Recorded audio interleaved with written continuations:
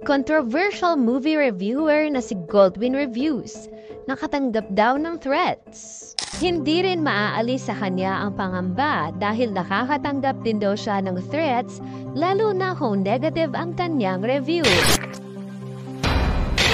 Different kinds of threats na nare-receive ko sa PM. And usually nagyayari yan kapag may bad review, di ba? Tapos last year, kasagsagan nung election. Tapos may mga political movies na lumabas. So, na-review ko yun. Doon dumami yung mga bashers, mga trolls sa page. Kasi napansin siya ng mga makers. Tapos ayan, angal-angal sila, ganyan. Parang they question everything there is.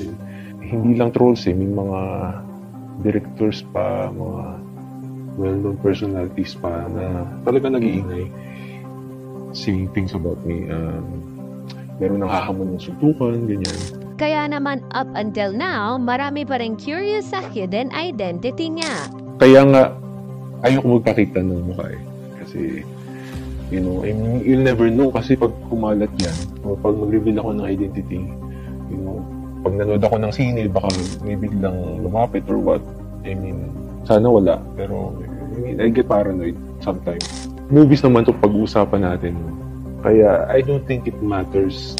I want to be judged by my words, and not by my face. I didn't expect na aabot sa point na merong magtatanong about my face. I think I'm not obligated to show my face dahil hindi naman mukha ang basihan para makapagsabi ka kung anong gusto at hindi mo gusto sa isang pelikula. Follow poplife.ph because you can't miss out.